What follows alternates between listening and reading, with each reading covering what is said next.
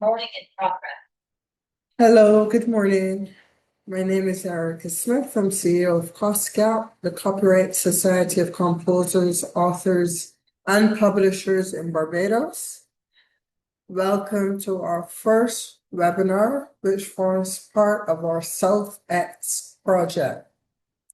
The SouthX project is a project which was conceptualized in 2022/2023 with a sister organization, SAMPRA, which represents producers of song recordings and performers in South Africa.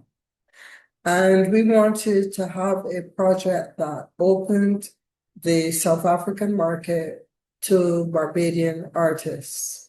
It took some time and some planning, and of course, securing some funding, but we got it done.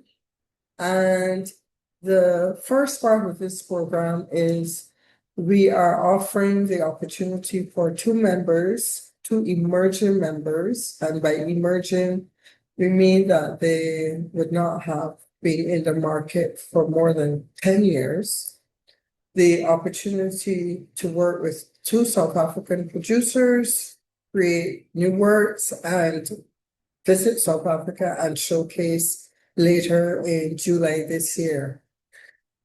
The call for expressions of interest is closed, and right now the initial selection process is ongoing.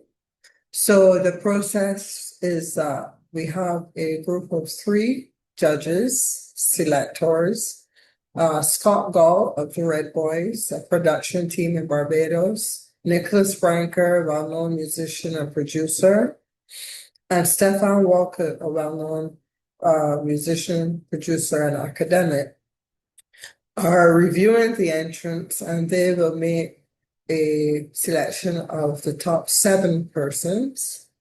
And those top 7 will be sent to the 2 producers in South Africa, and they will select the 2 finalists. In addition to this showcasing opportunity, we're doing some capacity building. So today is the start of the capacity building.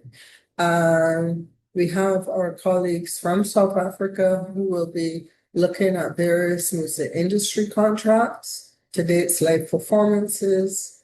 And then we have recording contracts and digital aggregation contracts.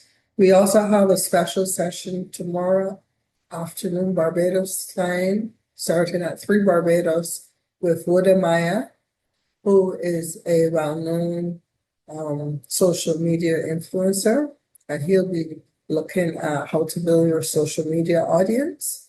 And then we have 2 in-person workshops here in Barbados. One is on music composition and production with Scott Gall, and the other one is on live performance. So developing your live performance skills, how to perform on stage, how to, interact with the audience, etc. So it's a combination of creative opportunity and creative skills development. So thank you very much for joining us. I hope you'll find it useful. I'm going to turn you over to Christine, my colleague in South Africa. She is with IKS Consulting. They have been working to make this whole thing happen. They've done an excellent job. And she will introduce today's speaker. So thank you. Christine?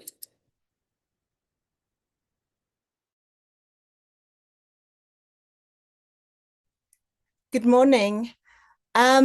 So thank you everybody for registering to attend this workshop. I will waste no more of your time and will hand over to our very esteemed workshop facilitator, who is actually a talent manager, and she has experience working in TV production, artist management across the continent of Africa.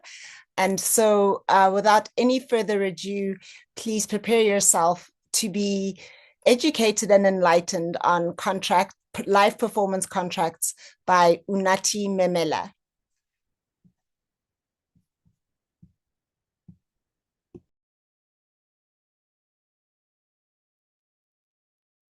Um, Good afternoon, everybody. Can you hear me? Yes, we can hear you. Oh, all righty. Very nice to meet everyone. My name is Unathi Memela. I'm a content producer. I'm a radio and television producer. I'm a talent manager. I work with artists across the African continent. I've got clients in South Africa, in Zambia, in Zimbabwe, in Mozambique, Angola, and Nigeria, just to give a very brief introduction. Firstly, I just want to, I wouldn't like this to feel like a classroom, because things like contracts can get very academic. So I'm going to try and make it more of a conversation than, a lecture, so that everybody can be on the same page. And then what we're going to start with is just a poll, an idea of, has anybody ever signed a performance contract? What is a contract, and what do you understand a contract to be?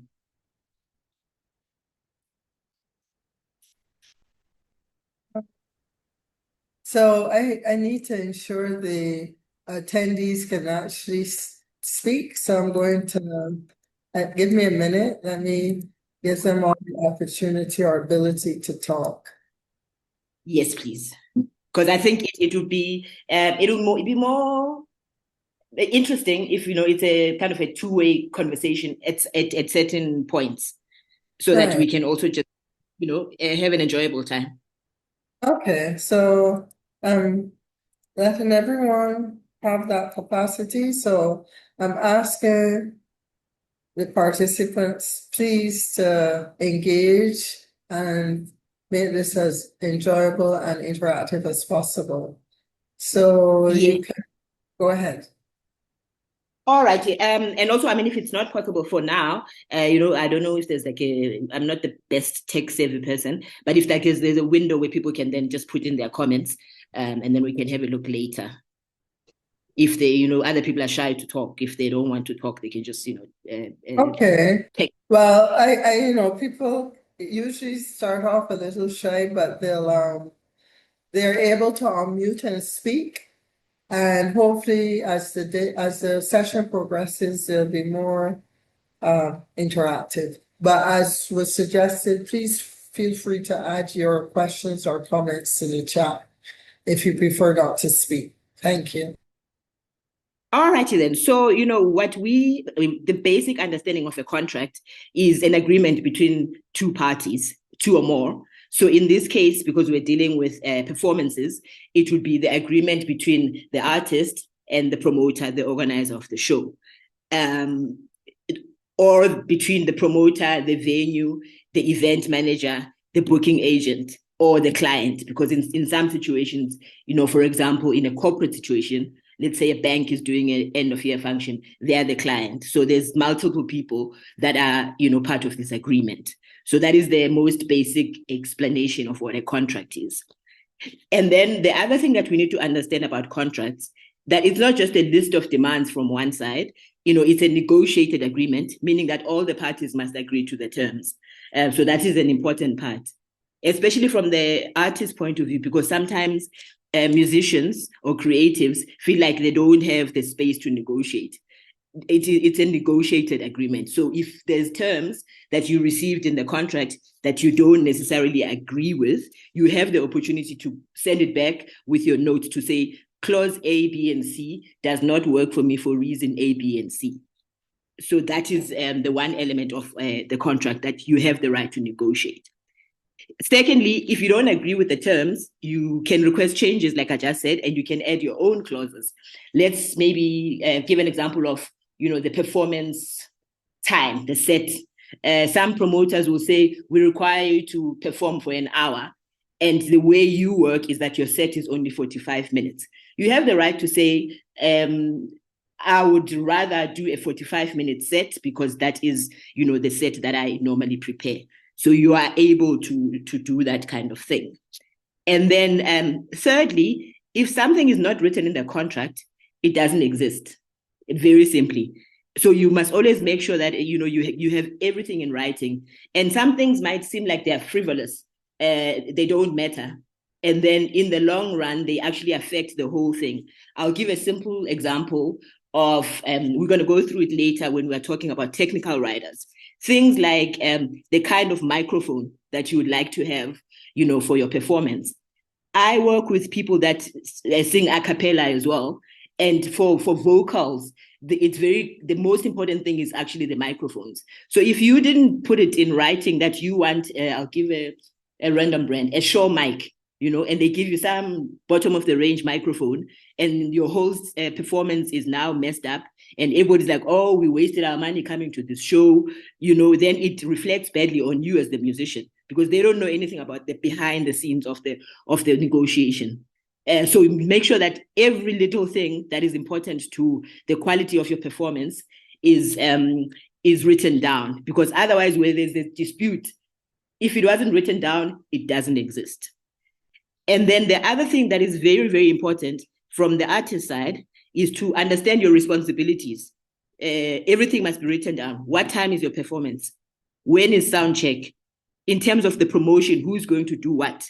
The hospitality. Musicians are very interesting people that, they're very special characters that want certain things before you perform. Everyone has got a routine. You want to meditate, you want a green room, all of those things. You must make sure that all of those things are written down in the contract. And then when it comes to the performance, you need to also understand your responsibility and the responsibility of the promoter in terms of the stage setup, marketing, technical support, who is responsible for what. So those are like the general important elements in a live performance contract. Please let me know if I'm going too fast, because I also speak quite quickly. So I am trying to slow down so that people I can carry them along. Hi, good morning. Morning.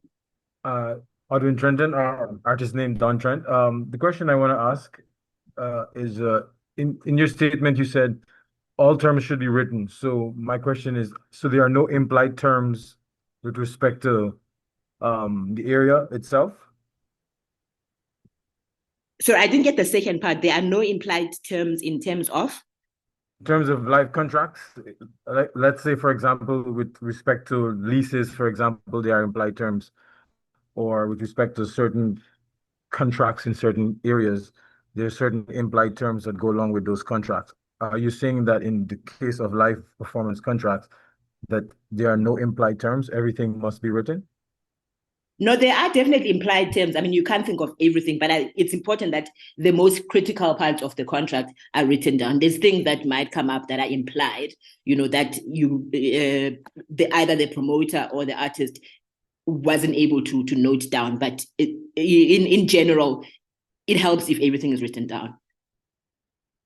And then we're going to go through, when we're going through the clauses, the core clauses, you'll see, where everything fits. And then anything that is outside of that, then, is an additional thing. I don't know if that answers your question.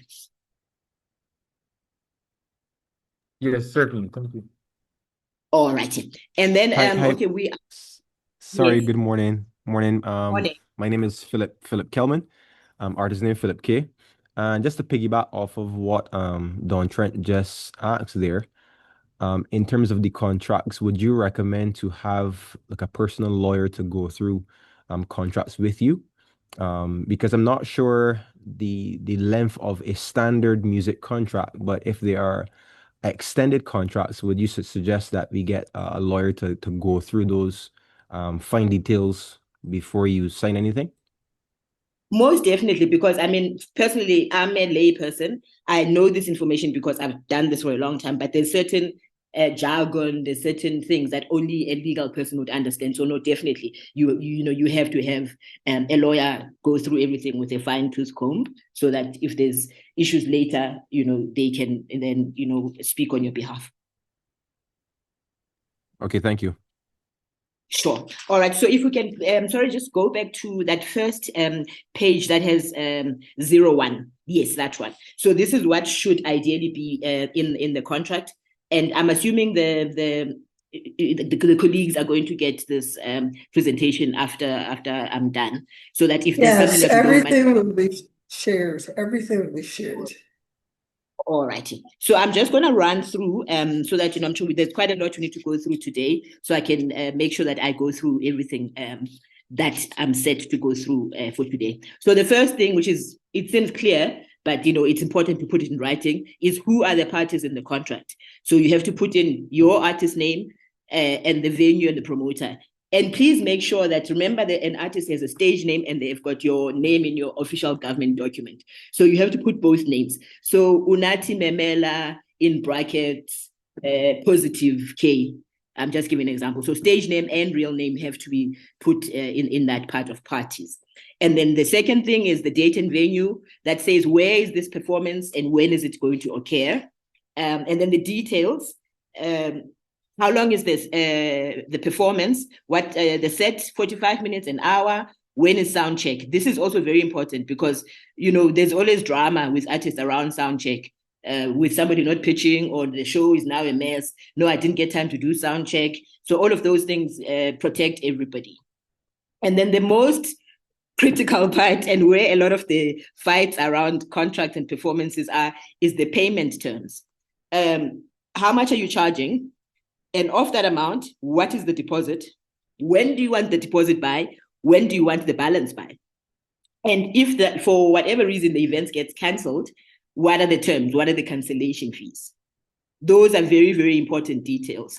And sometimes because, promoters can be very ingenious, and especially if you now decide you're going to do a show for a friend, you sign all of this and they say, no, the thing is, the tickets didn't sell so well, so I'll pay you after the show. All of those things, ideally, you should not agree to those kind of things as an artist. But sometimes because of relationships, you might agree. So even if it's in that case, the terms must be then written down that, okay, I am performing to be paid later, pending ticket sales, and this is when I'll get my money by. That would be the case. And then the next step would be the technical number 5, which is the technical and hospitality rider. The difference between the two, because I'm not gonna assume that everybody knows what these things are. The rider is the list of requirements from the artist side.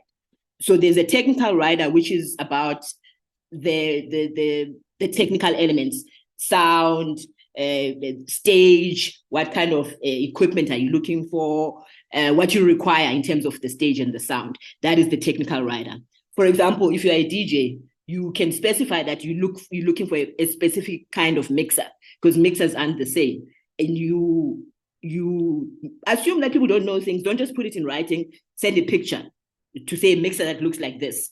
And then if maybe when you are playing, you also want to talk in between and you want a microphone, you must also say, then I would require that a microphone on a stand is put to the right or to the left of the mixer. So details. That is very important. And then the hospitality rider, a lot of the times people assume that a hospitality rider is about egos. I've seen articles where these international touring artists, people would leak Beyonce's hospitality rider, that they want the room to be at so-and-so temperature. They want, room temperature water as opposed to sparkling water. You have a right to a hospitality rider as an artist because, those are the comforts that you need for you to deliver. But it's also not an opportunity for you to be difficult, to ask things that are ridiculous that, the promoter now has to spend a lot of money setting up. But basic things like, water is a requirement. And for vocalists, it's important to note that you don't want, water from the fridge because it affects the vocal performance. And then if there's certain things like green room requirements. It is not an ego thing to require a green room if you are performing, especially for a live show. You need somewhere where you can sit and relax because you're not the only person there. People have, like I said earlier, people have got certain things that they do before they perform, private things, whether you want to pray, whether you want to meditate, center yourself, you as an artist have a right to ask for a green room, that space. It must just be reasonable demands. So it's not an ego-driven request, it's a professional necessity for you to prepare emotionally, mentally, and physically before you go on stage. Other people need to do vocal warm-ups or just to sit and relax. And then promoters need to understand these needs. So when somebody is saying, because there will be pushback. I've had situations where they're like, no, we can't afford ABC. Well, sorry, that's just the way it is. It is not something that, is negotiable because it affects, it impacts the quality of the performance. It's just that from the artist side, you have to be reasonable. So then the agreement must clearly outline what your green room expectations are to show that you can, to ensure that you can deliver your best. So that is where we would be with the hospitality rider. But now, as a musician, this is from me now, you should also not take advantage of promoters by now bringing your entourage of 50 people. DJs do this a lot. And then they just clean out the bar. And these people have got nothing to do with the show, which is when the promoter then comes back and demands to know who's who and what is their contribution to the show, because artists sometimes take advantage of this hospitality rider segment. Right. And then we move to travel and accommodation. So if you are now moving from Johannesburg and you've got a show in Kenya, in the contract, it must be very clear who's responsible for what, who's covering the flights, when you get there, who's handling the ground transport, and then very important, the accommodation. Don't feel bad about requiring, like having standards that you would, for you as an artist, your minimum is a 3-star hotel or lodge. Because if you don't, promoters are always trying to save money. So they'll put you wherever, and you can't complain about it if you're not specific about, about what your needs are. If you're not specific about what your needs are, you can't complain when they now put you in a roach-infested motel. So please don't feel bad about demanding certain standards of accommodation. I don't know if I'm still with everybody. Hello? Yep, loud and clear. Beautiful. Loud and clear. Okay, cool. This is very good. I understand. Sure. So then we've gone through that. Then let's move down to another very contentious issue, which is the promotion. I think it's number 7 on the slides, number 7 and 8. If you can just move it a bit up. Yes. We've been having this debate in South Africa online. Well, I've been reading about it, about the obligations, right? So you as Unathi have been booked to perform at the Caribbean Festival. Your actual obligation is to get there and perform. The promoter sends you a poster, requests you to do a video that say, hi, Martinique, my name is Unathi, catch me at so-and-so festival on such and such a date. So one part of this online argument was that it is not your job as an artist to market the event, because that's not what you're getting paid for, And then other people, myself included, we're like, well, I mean, if you help in the marketing of the show, you are also ensuring that you'll have an audience.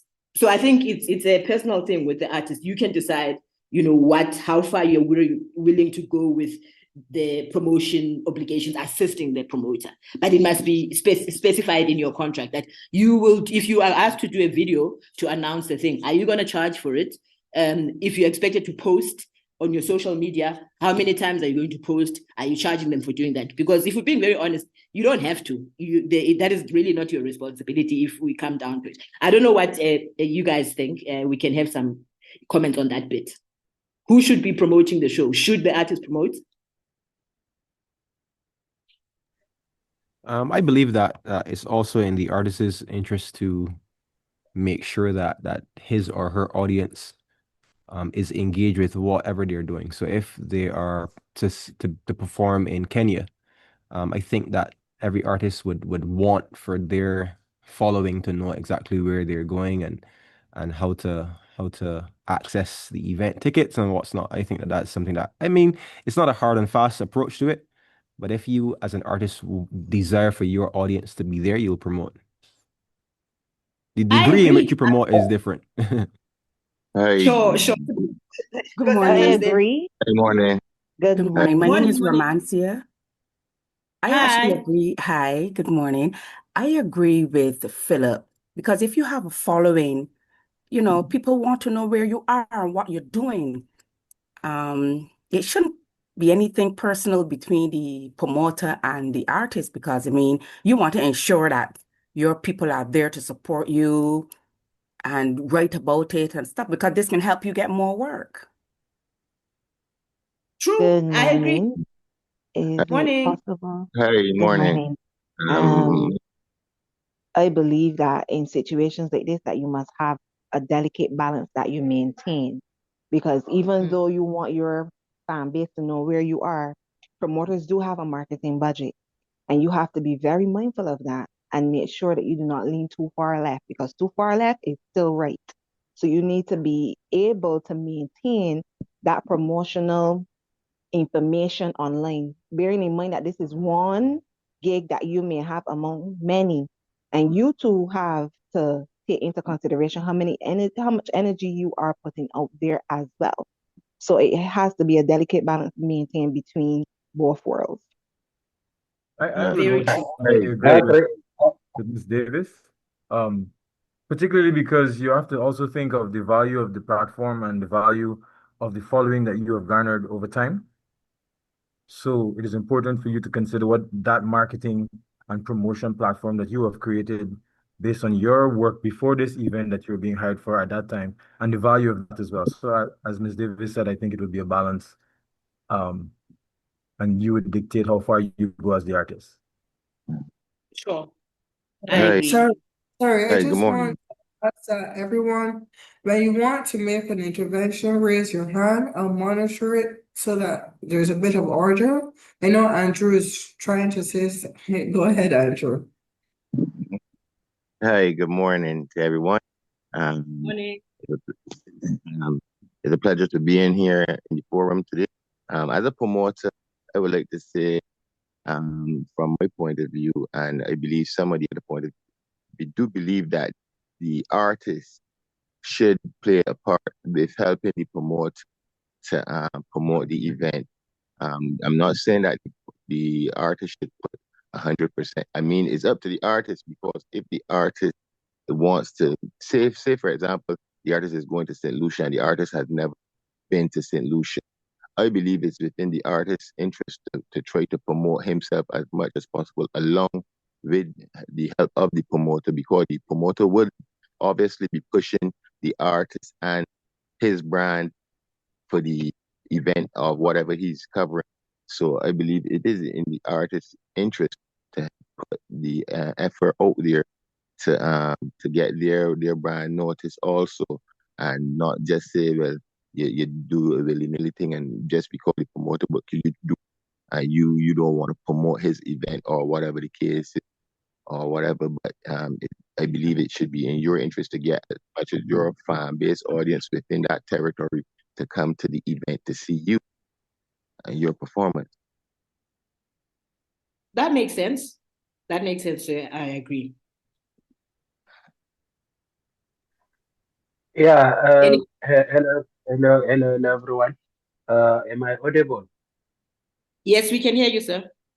Okay. The thing is, it must be the agreement between the artist. It's not obliged that I should do that because when you do the event, you have a budget for marketing and promotion. So if you are not going to pay the artist to promote, to have a card in your marketing and promotion budget. It means that you're not obliged. You can do it on the day of the event or 2 days before the event and say, guys, this is the place that you're gonna meet me. Because a lot of people they like to take advantage that they've got a following, and then we're gonna utilize that to sell out in our shows, and that's not how it works. Thank you. Understood. That makes sense. That is a fair comment. Um, Me again, but most of the time, a promoter do book an artist on based on their popularity. So when you're saying that the artist should not should promote only on the day the event or the week before. I believe that if the artist had a big fan base, as I said before in my previous statement, that the artist should pay interest and to lock in his fan base within that territory to come to his show to see his performance. I mean, can we then perhaps, just to summarize that bit, agree that, it is mutually beneficial to promote the show? It's just the extent and to which one can do it is what, people need to be specific about. Yes. I think there are no more comments.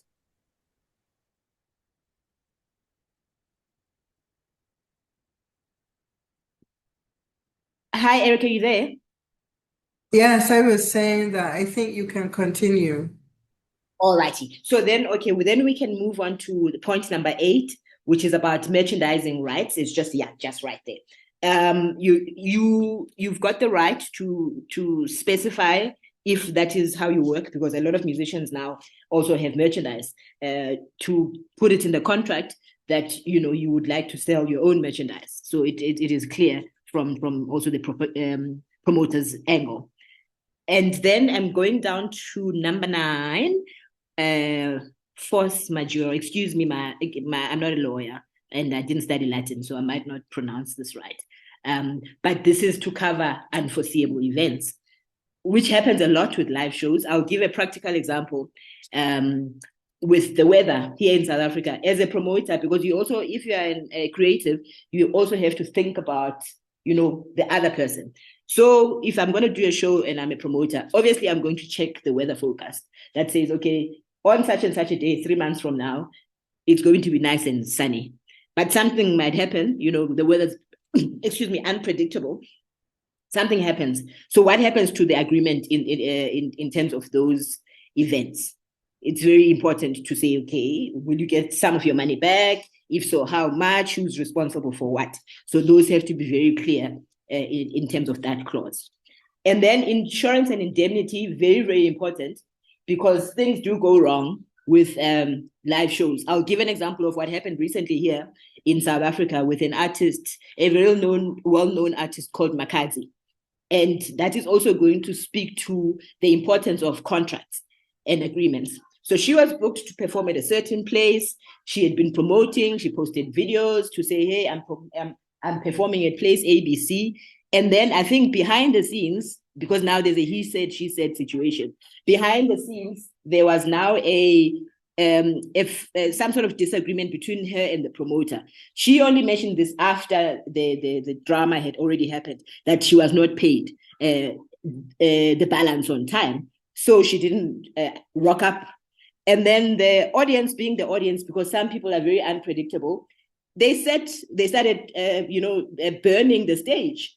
They destroyed the stage. There's like thousands of rands worth of damage now at the event because they burnt everything.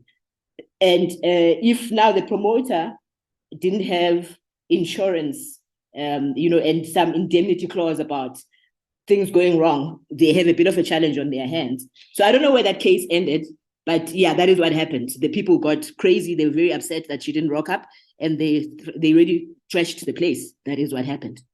So I don't know if anybody has got comments of in terms of who was responsible for what in that kind of situation. What should have happened that didn't happen?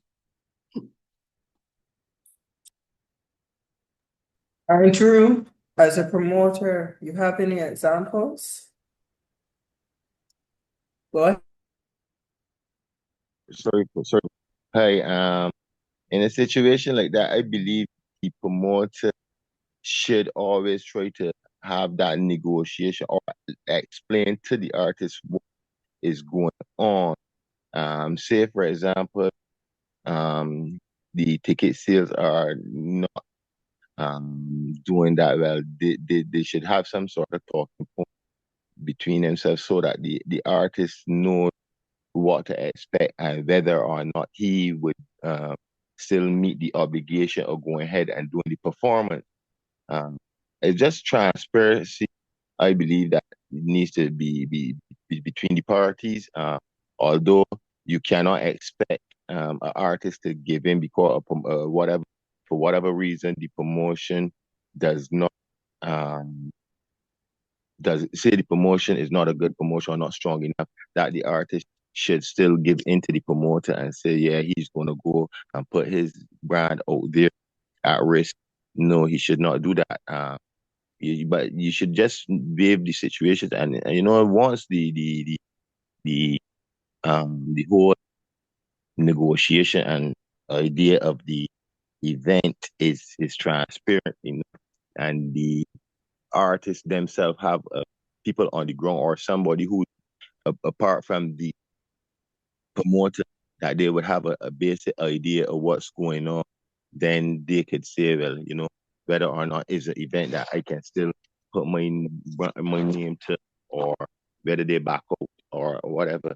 And the promoter himself needs to have all of his Q's and dots and T's crossed, and definitely do the promotion properly, because most of the time I find some promoters go into people on the outside look at the event and say, because they see a large crowd, they don't know what happened in the back end, in the fine tuning or the planning to the event. So they feel that you could just come and put together an event, put a couple of artists on stage, and boom, people are going to come.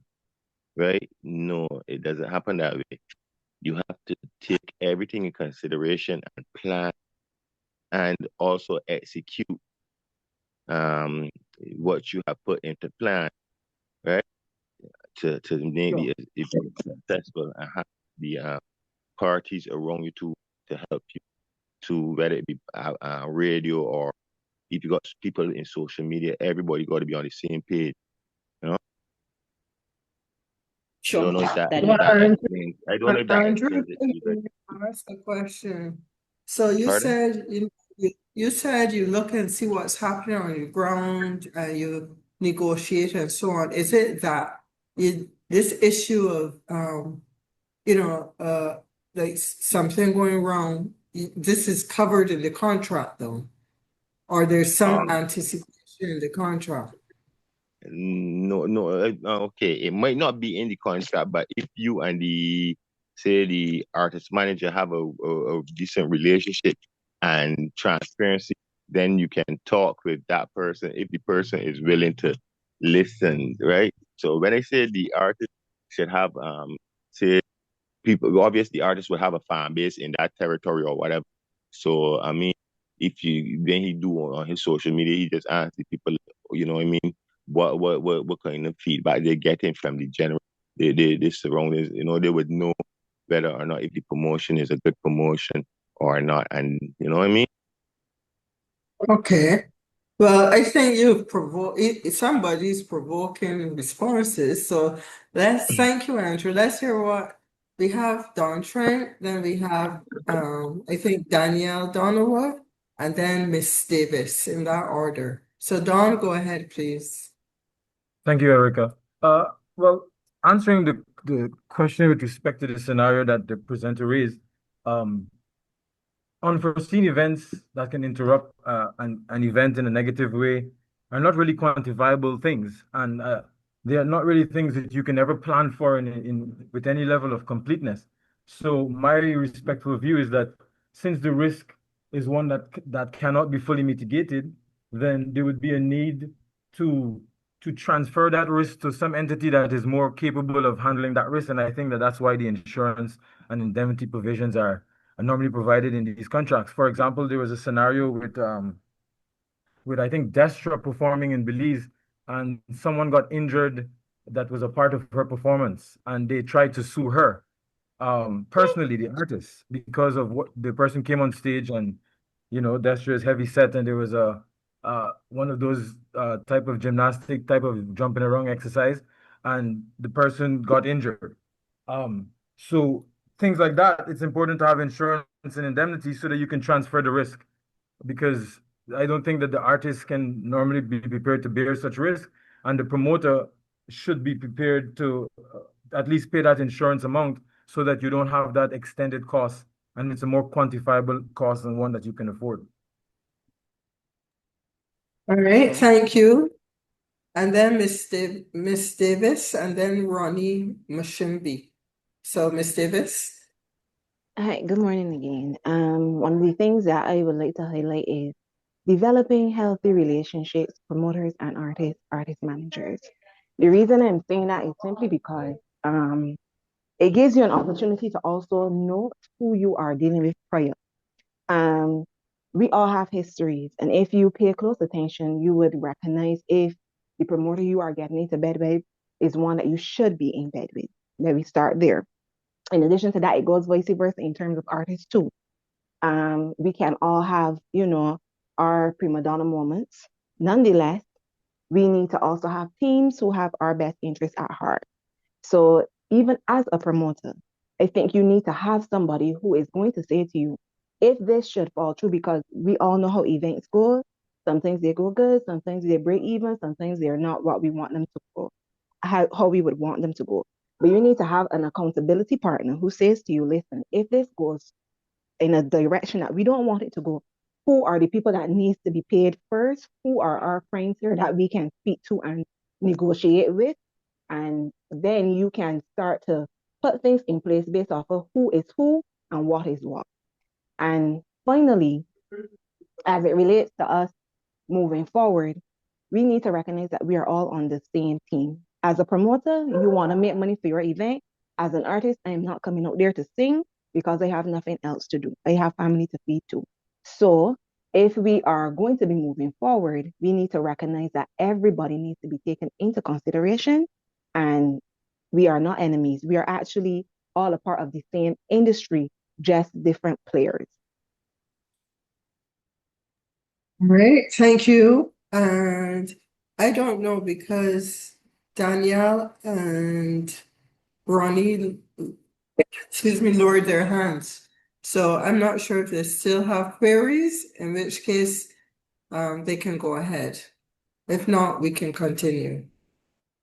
Thanks, Erica. It wasn't a query necessarily. I was just saying to Ronnie's, Andrew's point about relationships, that it is very important to have relationships with, the artist and the artist managers, but from a strictly legal standpoint, if it's a situation where you may have issues paying the balance on time or having issues with payments because ticket sales not going well. It is equally important, as the presenter said, to have everything in writing. It may not necessarily be a situation where you have time to do a full addendum to the agreement, but if you can have emails, for example, back and forth with the artist to say, look, things aren't going so well, would you agree to delayed date of payment or something like that, so that everybody, as Andrew would have said, is on the same page, and you kind of reduce that level of friction. Thank you. Ronnie, do you have a comment or question, or should we continue? Let me be quick.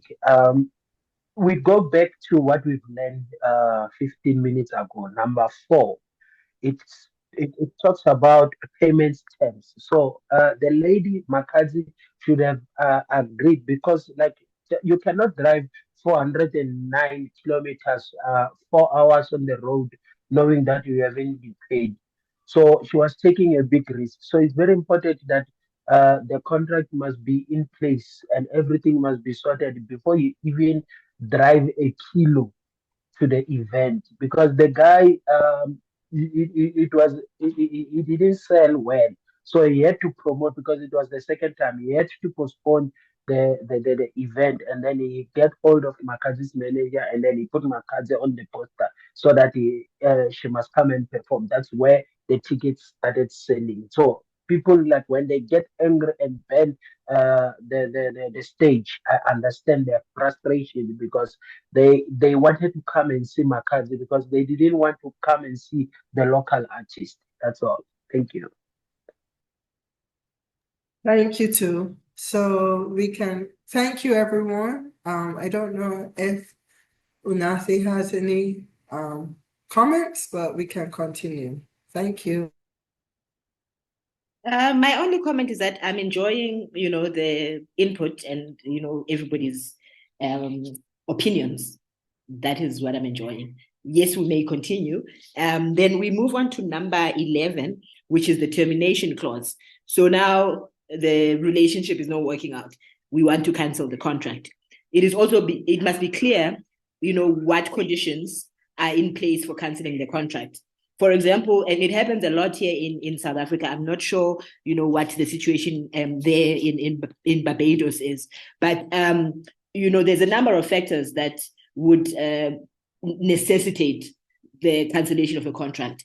From the promoter side, I would assume if you see that tickets aren't selling and you're not going to make to break even, that would be a fair condition. But then we're talking about live performance. So from our side, as artists, you need to say, I would cancel the contract based on ABC. For example, with going back to the Makadzi situation, I had quite a bit to say about it because, which is where it's important to have a good management team, where you have what I call risk management. As an artist manager or a management team, you should always have like an incident response plan. So if something happens, how do we respond? She was very enthusiastically posting videos saying, I'm going to perform at place ABC. Then once she saw that she was not getting paid and the time was close, the right thing she should have done, according to me, was to do another video to say, for reasons ABC, I'm no longer going to be at this place, because the promoter hasn't paid me. There's nothing wrong with that, so that nobody blames her.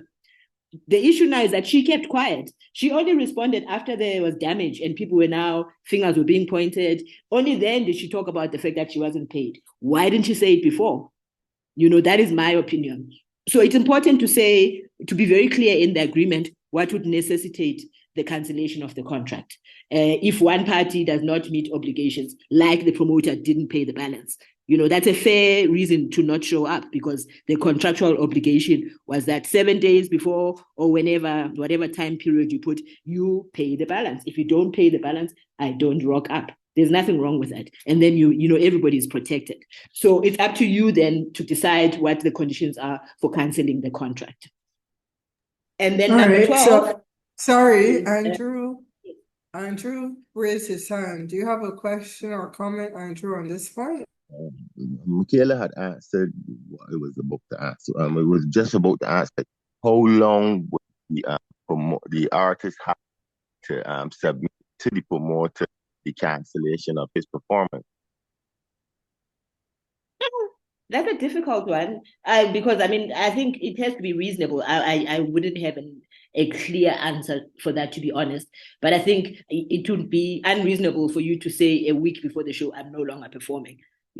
I think reasonable is subjective, but I think within a reasonable time, so that there's damage control from both sides. That would be my opinion. Thank you. Okay, if there isn't any comments, can we move on to number 12, Erica? Yes, go ahead. All right. So number 12 is just basically legal jargon, governing law and dispute resolution. But it's also very important, especially if you're doing international shows or shows elsewhere on the continent. I'm going to give Africa as an example, because different countries have got different laws. So it's very important if you're going to be doing a show where you're traveling, to understand what are entertainment laws related to certain things in the place where you are going. Most of the time on the continent, it's just a wild west, to be honest. There's countries where people can do all sorts of things and get away with it. So you also have to be aware that, you could be traveling to a country where you could be the victim in terms of the somebody breaking clauses of the contract, and there's really nothing you can do about it because the country doesn't have such protections. So it's important to be aware of those things.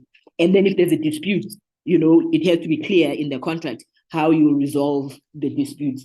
In certain areas, most of the time, people encourage mediation. For example, you sit down and try to sort it out before it goes to the courts. So it needs to be clear in the agreement. We can then move to number 13, which is about footage and image use rights. Sorry, Andrew has raised his hand again. I had a sorry. Go ahead. question for you. I had a question for you before it split me. Oh Lord, it started to split me already. Jeez. It was regarding to what you were just saying. Oh Lord, it slipped me, man. Go ahead, you continue. Okay, when you remember, then you can Yeah. raise your hand and Sorry, ask he's a your question. little old. He's a little old, so we'll forgive him. It happens to the best Thank of you, us. Erica. So number 13 is about footage and image use rights. A lot of artists don't think about this, but it's actually very important because it's money, you understand? And you have the IP on your image. So if you're performing at a show, at a live show, it is not automatic that the promoter can then use your footage to sell or to put on YouTube or whatever without prior agreement with you. A lot of people don't realize that they have the right to say, because the contractual agreement is just for you to come and perform on that night or during that day. What happens after with the footage can't be assumed. It has to be, specified that after the event, what happens? Any audio, video, photographic recordings captured during the performance, including rehearsal, backstage content, it must be governed by mutual agreement because that's money. If I was an artist, because especially with social media now, you can use that if you've got your own channel for your whatever reality show behind the scenes with Unathi. That's money. So who has the right to use that and to what extent must be very clear in the agreement. It must state how the footage, even the footage of the actual performance, how it's going to be used post-show. They need to tell you, the promoter, whether they're going to use it for promotional use, whether they're going to use it for commercial use or for archive. It's not a fight. It's just a matter of you have the intellectual property to your image. So you have the right to have comment of how it's going to be used. And they need written consent from you as a musician for use beyond the actual event.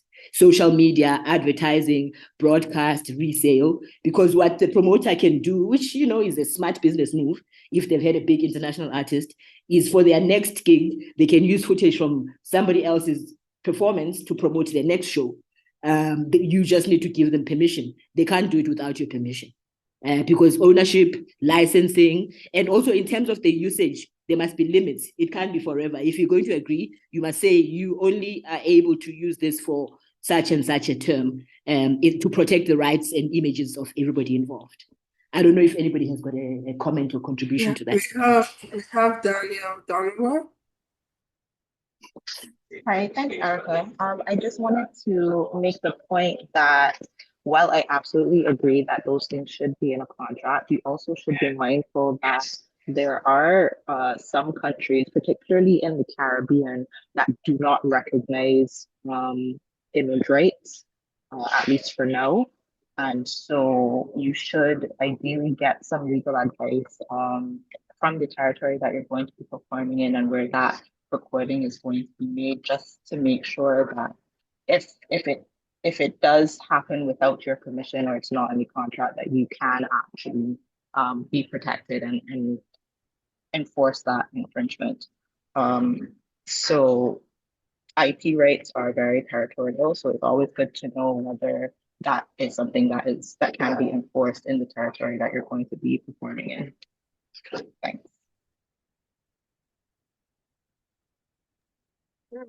Yes, and what I would add is that it goes down to the footage. So we don't have image rights as such in the region. And some countries, yeah, you can, the commissioner or, the promoter in this case, who gives permission to the photographers to take the photos, etc. Some countries will assume ownership of the rights in the photos are with the commissioner, and others it resides with the author unless there's a specific contract transferring those rights. So what I would add is that the promoter, it goes back, the artist has to obviously negotiate with the promoter, and the promoter in turn has to ensure their agreement with the photographers or videographers, etc., are clear in terms of the ownership of the rights in the image and the ability to use the image and so on. And I would have a question as well concerning, my question concerns where and to what extent should you limit the audience from being able to take photos or, record at the event. So that's my question coming out of that. But Dawn has a question, so go ahead, Dawn. No, Erica, just to echo what I think it's Ms. Donovan said, but also to echo what you said, which is yes, there are no specific imaging rights statutes in most jurisdictions, or if not all, but you can still protect your image through copyright law. Yes, to a lesser extent, but you can still protect it through copyright law and through the threat of passing off where your likeness is being used in a deceptive way or in a unauthorized way. So there's still a small window for you to protect your imaging rights to some extent. As you said, through the photographer and who commissioned the work, etc. All right, thanks. So Unathi, I don't know if you want to comment on this. Some artists do not allow the audience to come in with cameras and so on. Do you have a position on that? Is that really practical generally? Is that common practice? Thanks. That's actually a very, very good question. I have some thoughts on it because I've been on both sides of the table, because as I said in my introduction, I'm a television content producer, and I used to actually produce a live music show here in South Africa called Afro Cafe. So part of the show was there was a studio element where we invited people to perform, but then would also cover events. And the way it worked, because it was a kind of an adult contemporary show, so we do jazz, those kind of things. The Times, a good example would be the Cape Town International Jazz Festival. They had very clear conditions for media, for example. If you're filming, you can only film for a certain amount of minutes and then drop the camera and film again, so that you don't film the whole thing and go create a DVD for yourself. So it's just clips of the performance that you can film. Even with the audience, they had rules that you can only film certain elements. And then you get artists. I think it was also it's a Japanese pianist, I've forgotten her name, where you're not allowed to bring anything. You're not even allowed to talk. You must just walk in and sit and enjoy the music. So to a certain extent, for some people, it's they feel it's fair, the musicians, but I think there have to be reasonable demands, because it's the audience capturing the performances amplifies the event, and it's just good for you. Let's say you're in a territory where I'm taking my artist to the Caribbean for the first time. People don't know them. That footage lives on beyond the actual performance. So it's a good thing. It must just be limited, that people don't now create they can post a whole show on their social media. Thank you. And before you continue, we have a question in the Q&A from James French. James is part of the IKS consulting team that has helped us put this all together. And again, I want to acknowledge the fantastic job they've done. But he has two questions.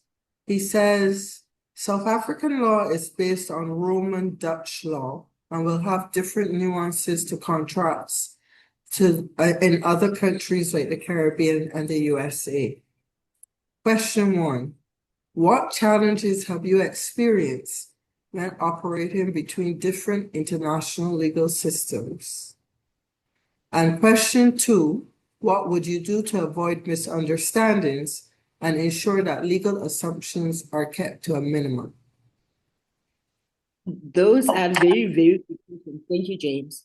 The first one, I think what's important with artist teams, just in general, not just relating to contracts and things, is to do research about the music industry in general. You have to have an idea of how things function in different territories, just as a backup, so that you know how to deal with those kind of things.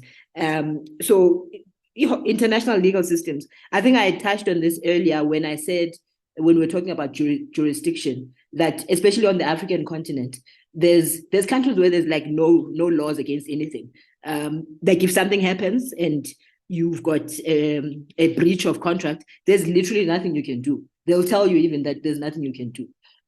So it's a matter of, I would advise that to kind of mitigate that, to work with a local partner, for example. So if you're doing a show in Nigeria, have somebody, a Nigerian lawyer, for example, who's part of the team, who can advise on what you should do if A and B happen, because they are aware of the how the legal system there works. So it's really research to kind of, you can't plan for everything, but if you've researched and you've looked at worst case scenarios, you are able to act accordingly. Hence, what I call a crisis or risk management strategy is important. Thank I don't know if you. that answers. All right, I think we can move ahead. Thank you. So then we're moving on to travel, health, and vaccination requirements.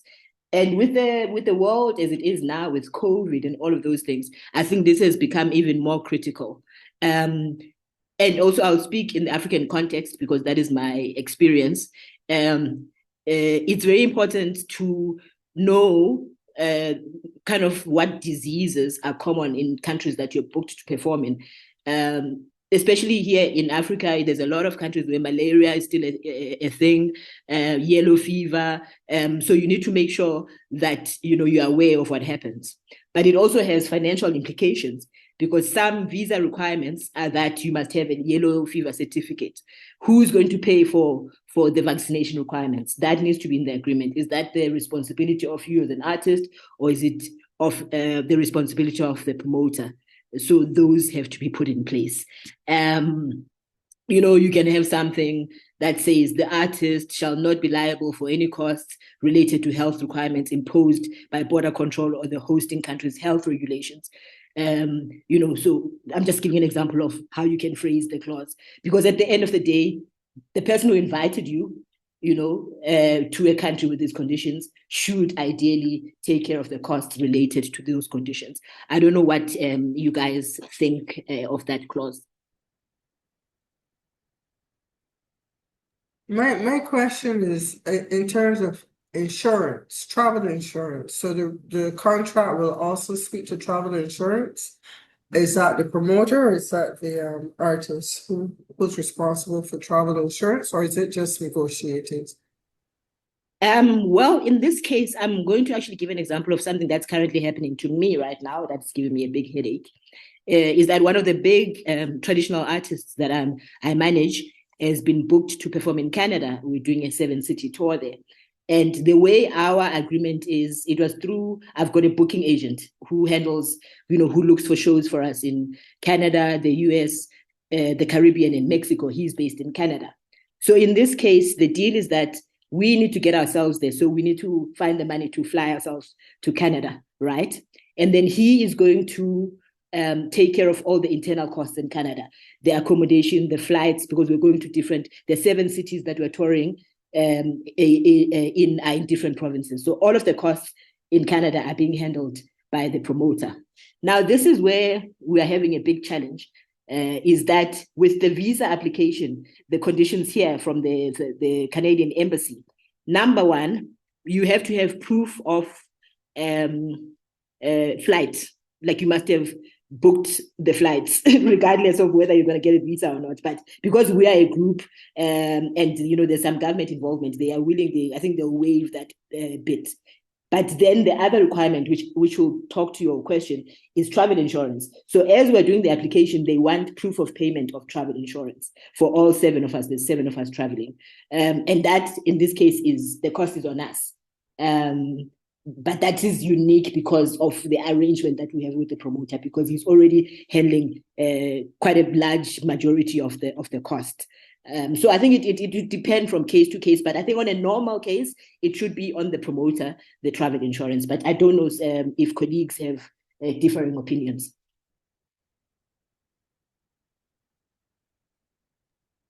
Any comments on that? Thank you, Unathi. But any comments or experiences you want to share as far as travel insurance is concerned? Andrew, who's this? Romancia. Go ahead, Romancia. Yes. This can be a problem because I do a lot of work in Italy, and my agent, I just make sure every time that I have minimum or no expenses at all coming from my end.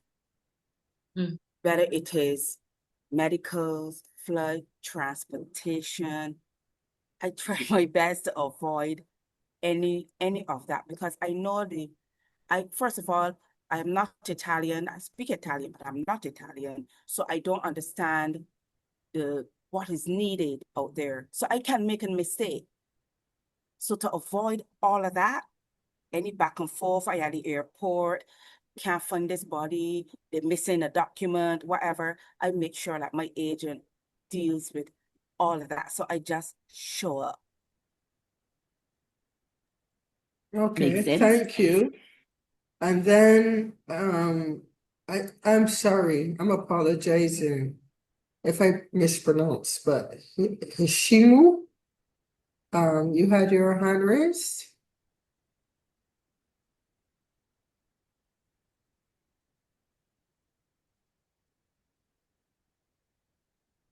Hishimu? Yes, All right. please. Okay. Hello? So go ahead. You had your I, hand raised. Yeah. yes, but I just pressed the button by mistake. I actually Oh, have a question right now. Yeah. okay, thanks. But Andrew, not to put you on the spot, but since you're a promoter, how do you normally address the issue of, say, health insurance and travel health requirements?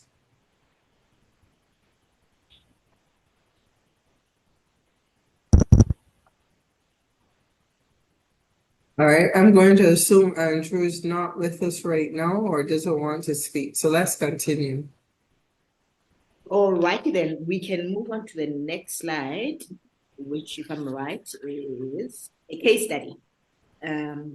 This actually came at the right time. I was very, excited when I found it because I thought, well, this is going to work. So what had happened recently is that I'm a piano artist, a well-known artist here in South Sorry, Africa. one second, Unathi. Andrew's raised his hand, so in case he wants to comment on the previous point. Yeah. Go Sorry ahead. about that. Phone went thing on me, right? So the screen went blank. I had to get back into the phone. Sorry about that. Apologies. Yeah. Speaking of that, well, as a promoter for us, we have never encountered the problem with the travel insurance for the artists due to the fact that we have been dealing with primarily Caribbean artists. We've never been dealing with international artists. So that we have never been faced with that challenge. We always do the venue insurance, of course, to cover us with any damages that we may encounter. For example, anybody get injured or whatever. But so far so good. We never had to have to rely on that for Okay. Okay. Thanks, Andrew. Sorry, Unathi, you can continue now, please. Okay, so basically, this is it's not a rhetoric case. It's something that happened recently. There's an artist in South Africa called Scott Mapuma. He's a very well-known amapiano artist. So he was booked to perform in Mozambique, which is a neighboring country here, over a weekend. And then he did not show up at the event. I think it was an event that had to do with children. And then he got arrested because for not showing up. I'm not sure what the story was behind the scenes of why he got arrested, because we saw the end of it where he was now doing a press conference explaining himself and apologizing. But when I did the research, there was a lot of comments from Mozambican people, TikTok accounts that do current affairs, that were having opinions about whether it was fair for him to be arrested because he didn't show up at a music show. I mean, was it that deep, if we use colloquial language? And a lot of people said that most likely the person behind the event was like a high-profile person who had access to the cops, that, you know, he had pull that you could go and say arrest him because he didn't show up. So what I'd like us to discuss is that, you know, based on this summarized version of this case study, who failed in their obligations? That's the first thing. And I think that's a bit obvious, but we can have a discussion about it. Secondly, you know, in terms of contractual obligations, because we're talking about contract, what did the contract possibly say about, you know, arrival time? What happens if you are late? Those kind of things. And then also, what is the promoter's duty in cross-border shows? You know, because people work differently, like we had this conversation about different territories. And then immigration and performance risks. Because, you know, other countries take things that other countries don't take seriously, because I would assume there was some sort of unrest related to him not rocking up, and the government was upset because, well, he was the cause of the unrest. I am not sure. I'm just putting things out there. Let's discuss.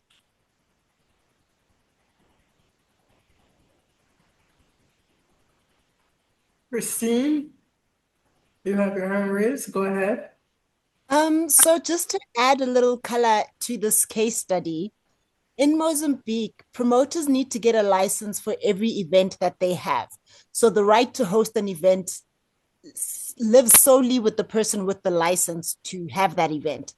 And because of that, what happened in this case, allegedly, I also don't necessarily have the concrete facts, was that Scott Mapuma performed at another event where he was seemingly being offered more. It was an event for a royal figure or a chieftain of sorts in Mozambique. So the grounds of his arrest was on the fact that he didn't pay the promoter back the amount that he was paid within X amount of time in accordance to the laws that govern the entertainment industry. So this is just some additional information while you stew on who was at fault. So I'm actually, Christine, that raised my eyebrows, because I hear of issues here where, yeah, you know, you may have an agreement, maybe it hasn't been solidified in writing, but a gentleman's agreement with an artist to perform, and then other promoters reach out to the artist and offer more money, and to me, it just sounds like a mess. I don't know in Barbados you'll be arrested for no shows, but I'm really very interested, not just from the Barbadian participants, but from any promoters in the audience and artists, speak to, you know, what happens in practice, and in a situation like this where maybe the artist was offered more money. What kind of experiences have you had, or are you aware of in your territories with this type of situation?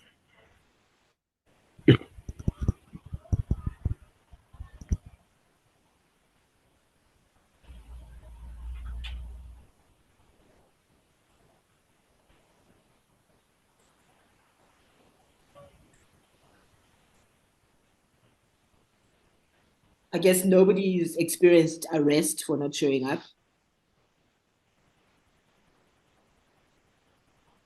Not in the Caribbean. No, no. I think also, I mean, personally, I think it was a bit, arresting him was a bit far-fetched. I don't know, I think it was a bit, not far-fetched, the word I want to use is heavy-handed, you know? I think it was a bit of I don't know, a PR stunt. I don't think it should have gotten to a point where a person is arrested.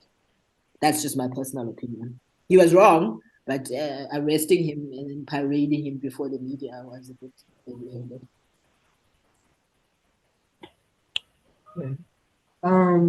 And if we can take one step back now, sorry, there's a raised hand. Let me see who's this. Who's raised their hand? I can't. Oh, Don. Go ahead, Don. Yeah, no, For me, it was just a little alarming that he was arrested as well. But I do know that, I mean, if it's a breach of contract, then you can still ventilate your issue in the courts, in the civil courts, which would carry damages, etc., but not necessarily imprisonment unless there's some failure to pay those damages or whatever the case might be. But in terms of failure to return the deposit, etc., I would think that that would need to be ventilated in the court before you get to such a drastic stage of arresting and imprisoning. But I don't know the laws in Mozambique, so it must have been specific to the laws there. But it's an interesting situation. It makes you consider reducing every agreement into writing, but that in itself is not possible sometimes because we express in a very informal culture where I guess sometimes you expect people to keep their word, but in business that does not always work out.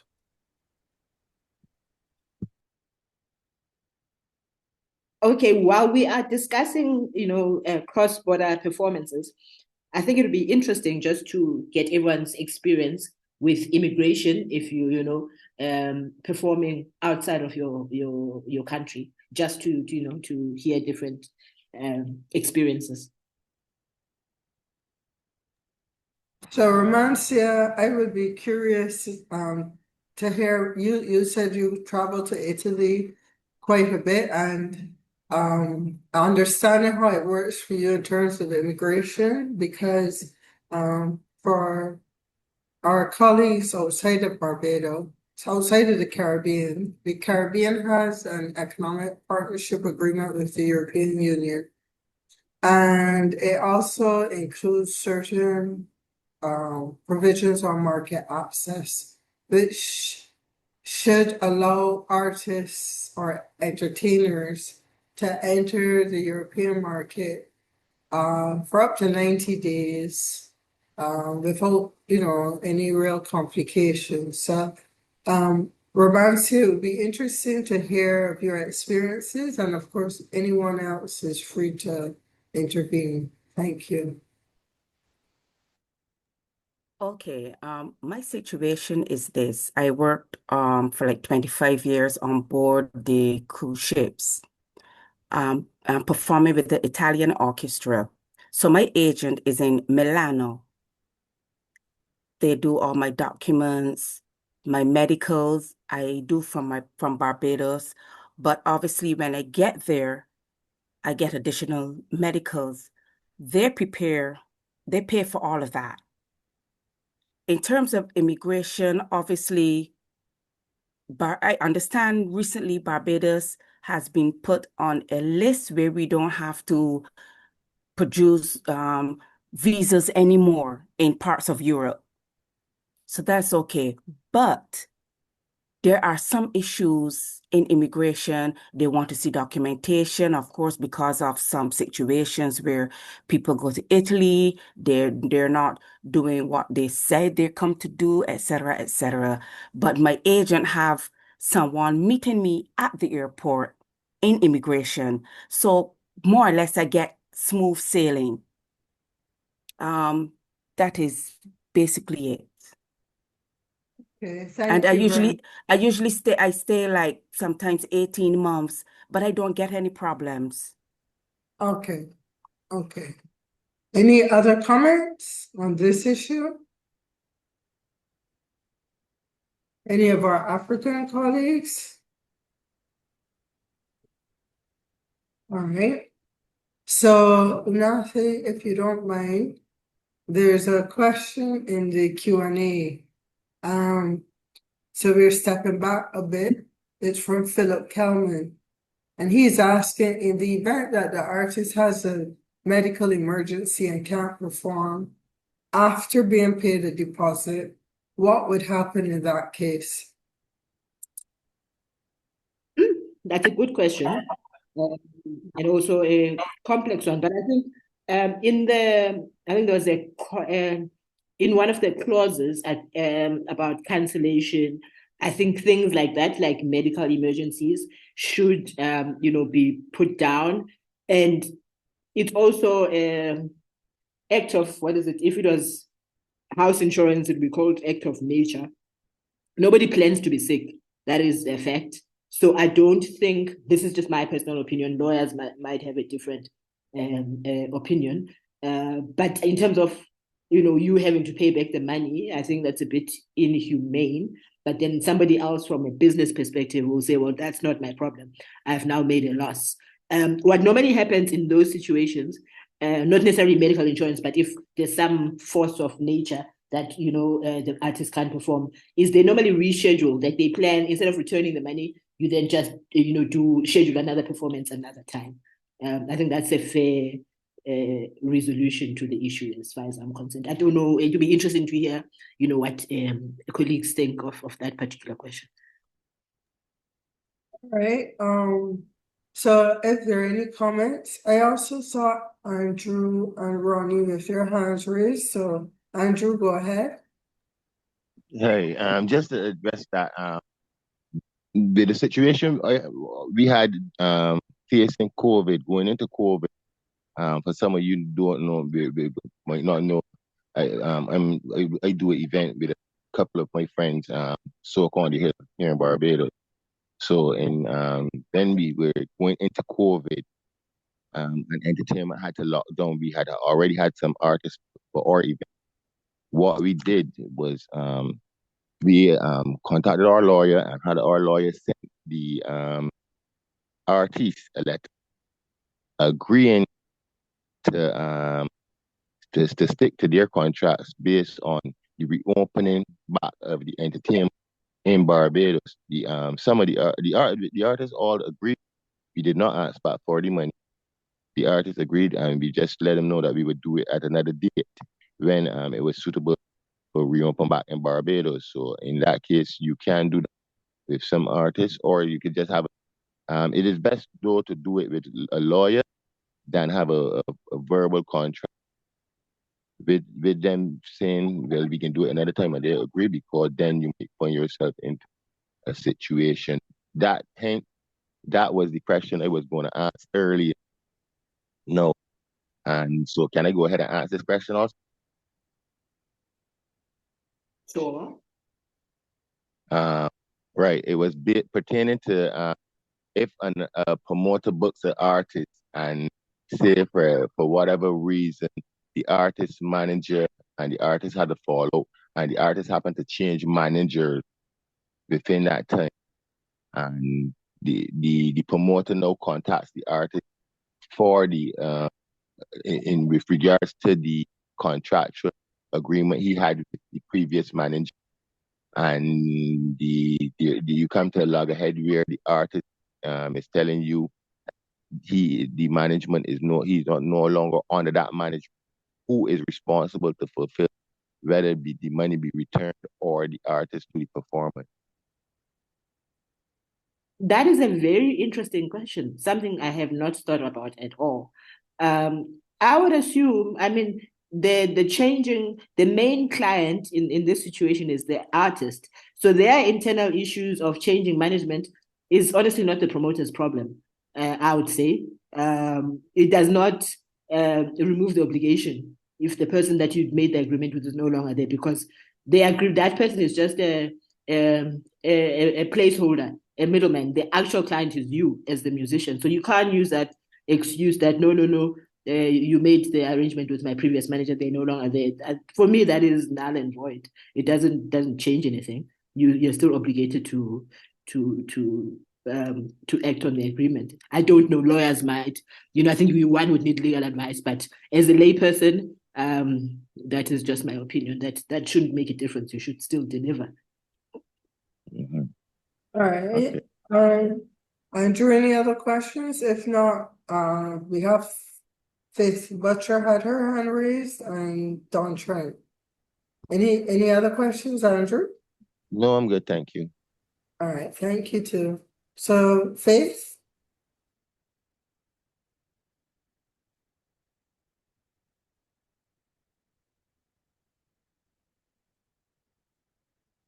Hi, sorry, are you waiting for me? No, one of the attendees, Faith Butcher, had her hand raised, but we can move on to Hi. Dawn. Oh, Faith, Hi, go sorry, ahead. sorry. My hand wasn't raised, sorry. Oh, okay. Well then, Don, you have a comment or query? Yeah, I was gonna say with contracts, Andrew, it always depends on who you contracted with, if it was the agency as opposed to the individual artist. I mean, I understand the presenter's point, but the the law is it's not always our best friend. So sometimes it's just how your contract is worded. Who did you pay the deposit to? Was it paid to the management? And then the management is responsible for contracting the artist in a separate contractual arrangement. It depends on the contract that you have executed and the arrangement that you have executed between the artist, the manager, and the promoter. But in the situation that you just pointed out, you have a perfect solution, which is putting a term in place that would address that in the event that there's any change of management, blah, blah, blah, and ensure that if you are contracting an artist, that the artist's signature appears on the contract as opposed to that of the manager, etc. Unless you Okay, see some documentation giving the manager permission to contract on behalf of the artist. Because remember, it's a thing about who has privity to what contract and who's bound by what, and etc. It's a whole exchange. okay, so it's best to get the artist to sign the contract themselves then, Yeah, as because opposed as to the having the presenter manager is do. saying, the artist is the focal point of the booking arrangement or the performance. So I would advise that you get the artist to sign the arrangement as opposed to through a management. And if it's through a management, ensure that there's some agency so that you can hold the artist accountable through its agency. Okay, thank you. All right, thank you, Don. Any other comments or queries? If not, we'll continue. All right, I think we can continue. All right. In terms of time, we've done quite well because I had, I think, 2 hours, and we are almost at the end, but there is some things that we could still discuss.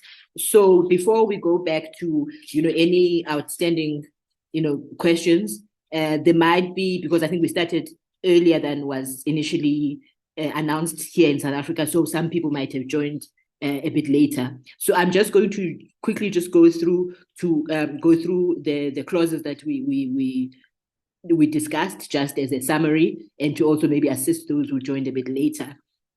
So there's a couple of clauses in a template contract, and these aren't all the clauses, but they're the main ones that you must make sure that you've got. The first one is an obvious one: the parties, who are the names of the artist, the promoter of the venue. And then the date and venue must specify when and where the performance is going to occur. And then performance details. This is very important because that's where conflict arises. The duration of the performance, what time, sound check schedule. And then payment is another thorny issue. How much are you charging? What is the deposit?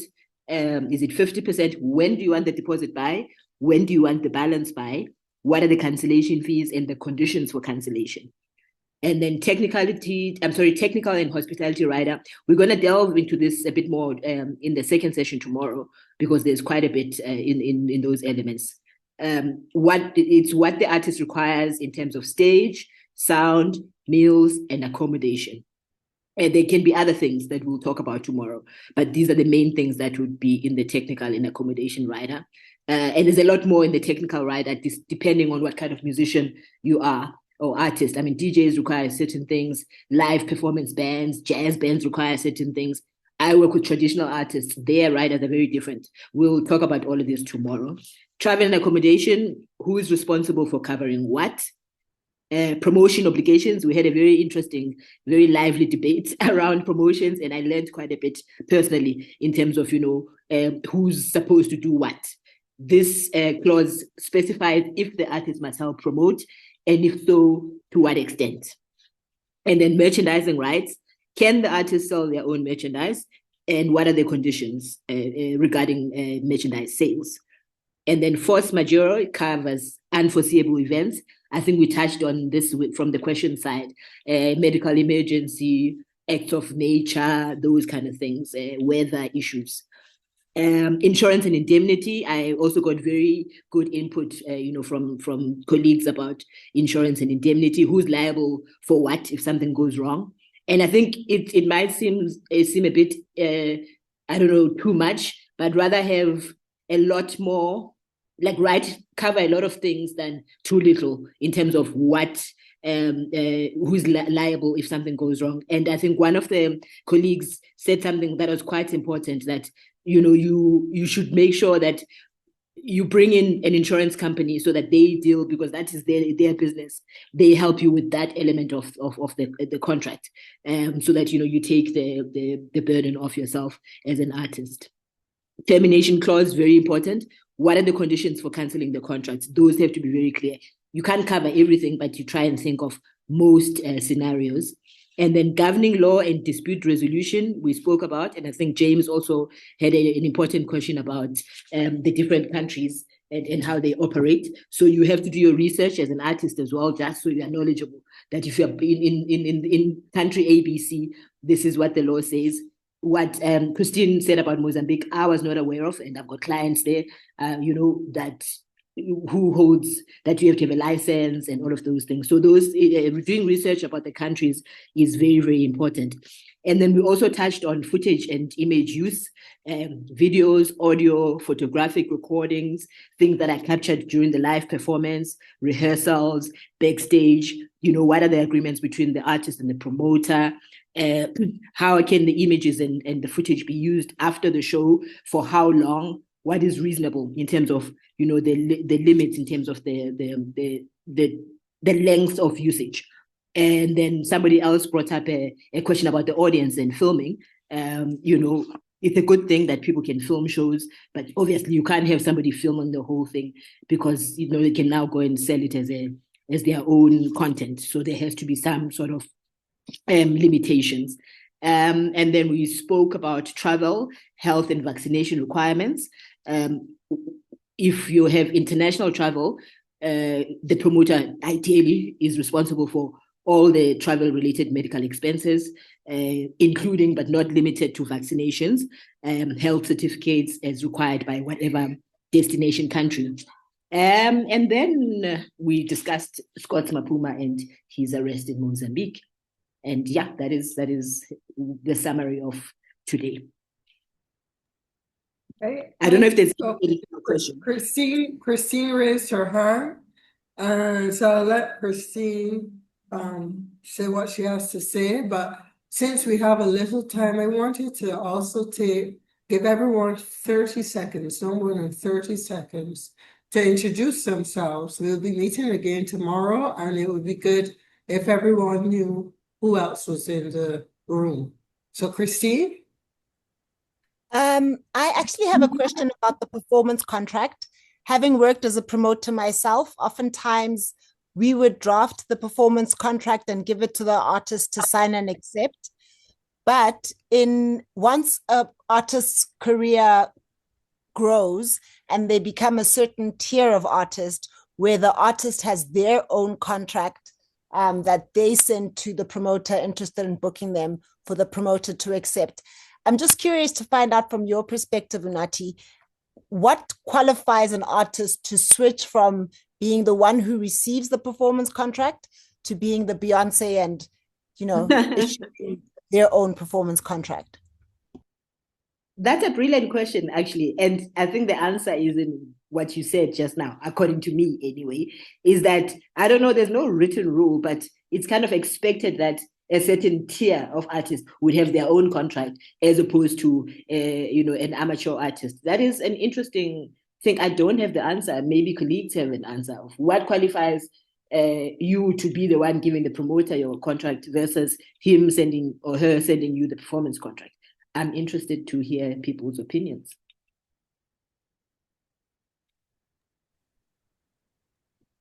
Any comments? Who's speaking? O'Neill. Okay, go ahead, O'Neill. Then we have Danielle, and then we have Glenn Reese. I was saying it sounds kind of like a numbers thing. Catalog, influence, length of time in business. This from the artist way, and also culture and how business is done in a particular territory. Because yes, we're dealing with business in a broad spectrum, but every environment will have its particular what should I say, nuances to do certain businesses. Not sure if I'm right or wrong, but it feels to me like that question is heavily weighted on the repertoire and catalog of the artist, the influence of that artist, length of time, any kind of awards bestowed on that artist from any respectable entity, etc. Sounds reasonable to me. Thanks, O'Neill. So let's hear what Danielle has to say, and then Glenn. Thanks, Erica. I think O'Neill made a really good point, but as we said in the beginning, contracts are all about negotiation. And so while a promoter may present a contract to an artist for them to agree and sign, I don't think there's anything stopping an artist from saying, okay, well, you're interested in booking me for this show. This is what I require, and let me know if you can incorporate it into one contract document. But I do like what O'Neill said, and I think that was also a very interesting perspective.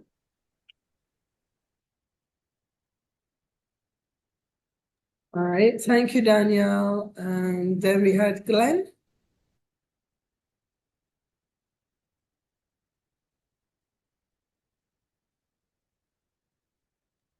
Yes, go ahead, Glenn.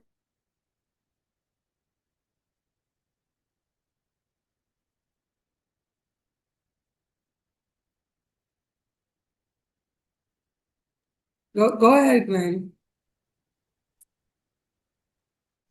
Hi, good morning, everyone. I think just like the last person had said, I think it goes both ways. And how I see it, I see the contract being a form of, I know it's not exactly an invoice, but a form of an invoice as well. So if you're rendering your services to anyone, you have to provide an invoice for that, so that you can bill them for your services. So I see it as being important for you to also provide a performance contract, terms and conditions of your performance, just to make sure that both of you are protected and on the same page.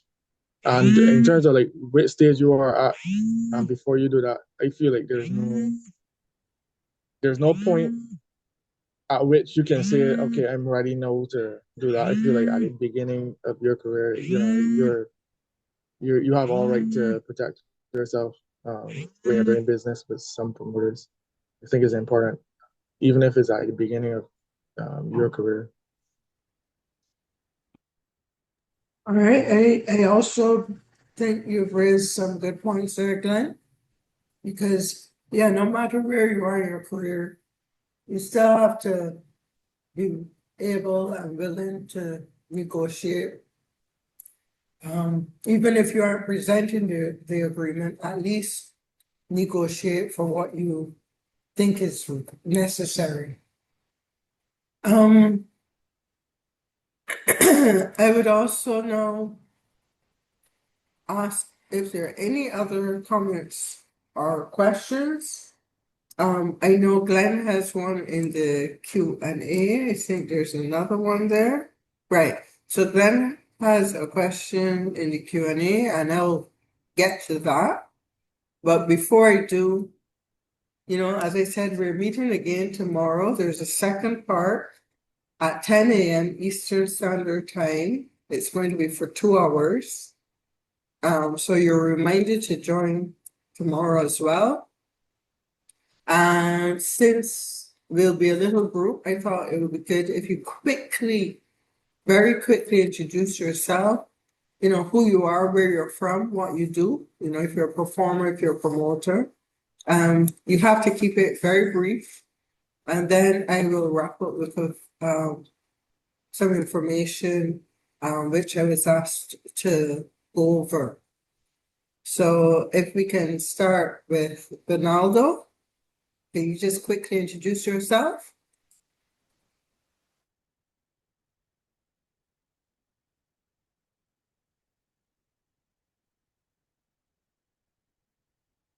Right. Well, can we move on to Charlene Charles? Hi, Hi everyone. Name is Charlene Charles. I'm here based in Barbados. I am an attorney at law. Thanks, Charlene. And then Danielle. Hi, good morning. My name is Danielle Donowa. I'm also based in Barbados and I'm an attorney at law. Thank you. Faith.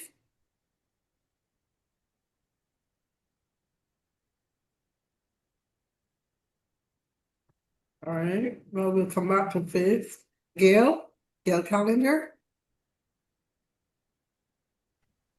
Hey, my name is Gail Calendar. I'm the operations manager at COSCAP.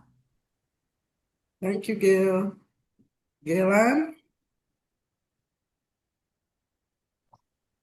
My name is Gail McCarthy, and I'm the Oscar and the All right, she's a bit muffled, but yeah, she works at COSCAP and she is responsible for the distribution of royalties. So she's very important.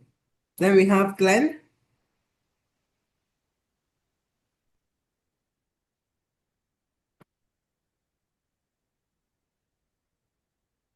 Glenn. Right. Next we So have, you can come back to me, sorry. well, you're speaking, so do you want to speak now? Not right now, sorry, my apologies. All right, okay. Then we have Hashimu.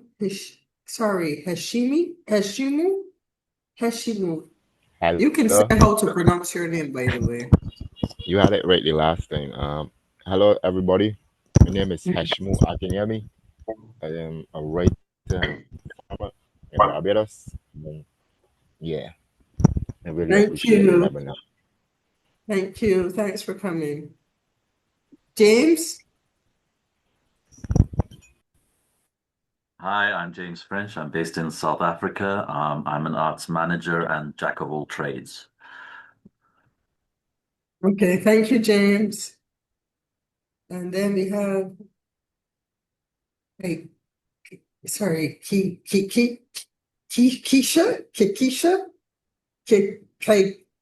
Keisha? I'm sorry, I can't pronounce the name. Miss Bennett.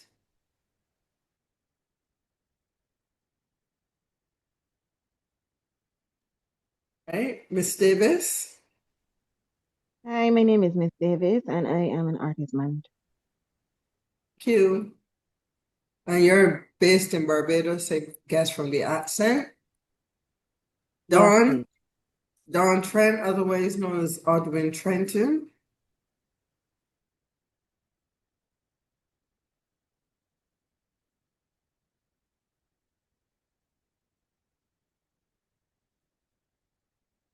Sorry, Dawn was active till now. I know Dawn, so I can say Sorry, Dawn. Eric, I didn't hear what you said. Sorry. I was telling you to introduce yourself. Sorry. My name is Odwin Trenton, also known as Don Trent.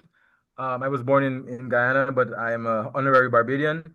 I now live in Belize, and I am an attorney at law as well, and the head of the legal department for the Social Security Board of Belize. Thank you, Dawn. I see Glenn has his hand raised. Go ahead, Glenn. Hi everyone, my name is Glenn Reese. I'm a trombonist and performer. I own the band The Raw Soul Collective, and we're currently recording some original music and hoping to, do some performances around Barbados and the region. Thank you, Glenn. And then we have O'Neill Walker. Hi, O'Neill, musician, performer, lover of Okay. music. Okay. Thank you. Romancia. Okay, my name is Romancia. Hi, everybody. Romancia Murray. I am an artist. I am from Barbados, and at present, I'm studying arts and entertainment management, and I'm really happy to be here. Happy to have you, Romancia. Then we have Ronnie.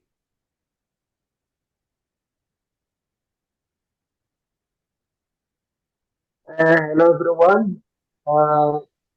My name is Ronnie, and I'm an artist, soon to be an artist manager, still learning from South Africa. And, thank you for having us. Thank you, Ronnie. You're welcome. And I am hoping it's useful for you. Then we have Tonya Kelman. Hey everyone, my name is Tanya and I am the office assistant here at CostGap.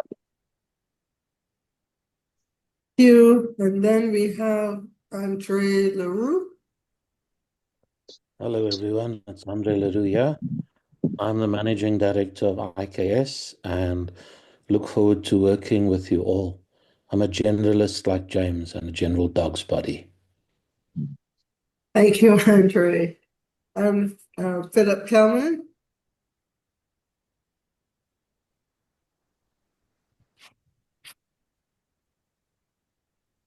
Oh, sorry. Philip, do you want to introduce yourself?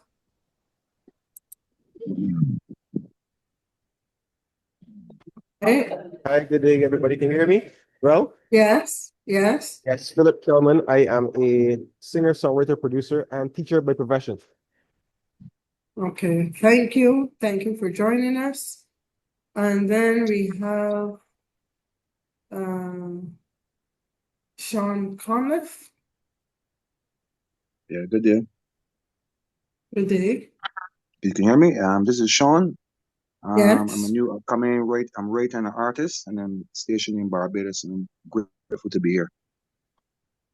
You're welcome. And I think finally we have Hanitha Vaughn. Erica Hanitha's on a call.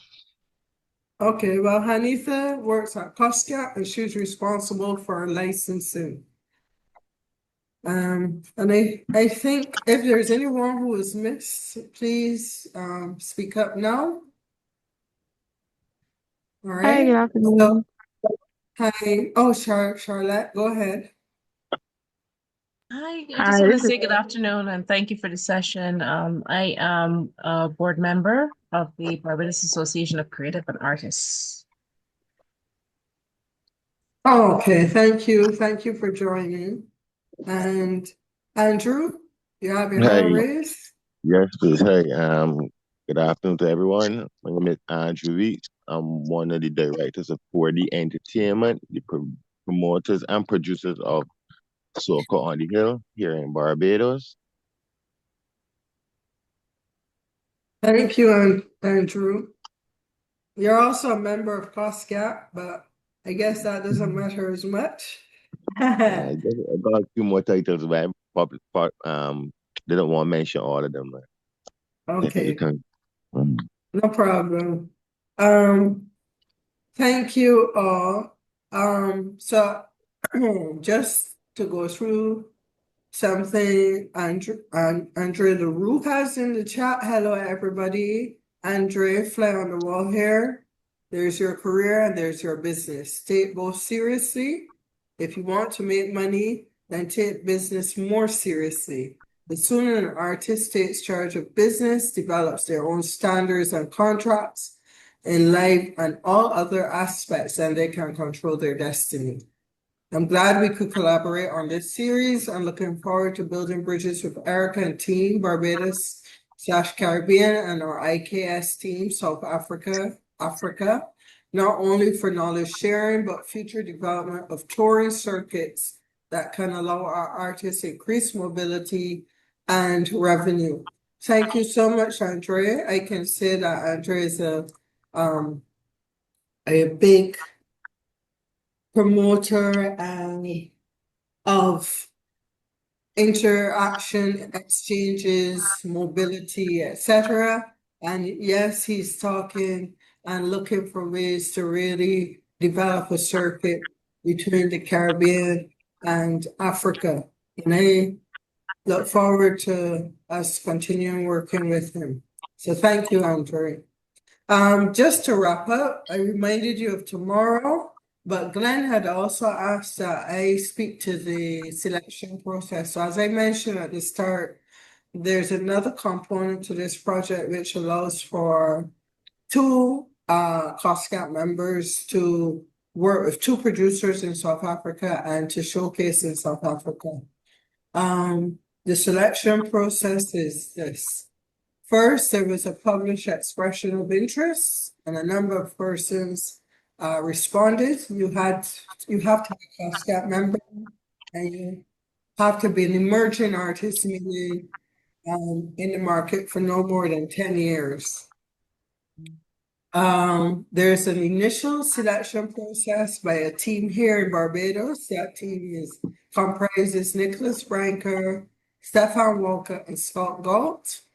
They're going to do a shortlist of 7 persons, and that shortlist is being sent to the 2 producers in South Africa who will make the selection, and the hope is to publish the top 2 by the end of next week. So you will know very soon.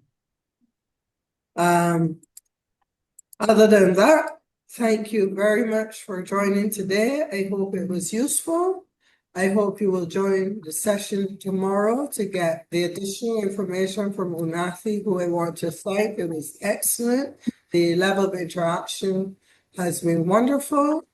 There are some other webinars in the series. We have closed the application process, but that was really to cut off for this session. But on Monday, we will reopen the link.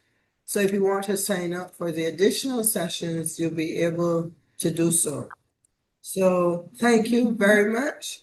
Tomorrow, I will also issue a survey, and your feedback is very much appreciated.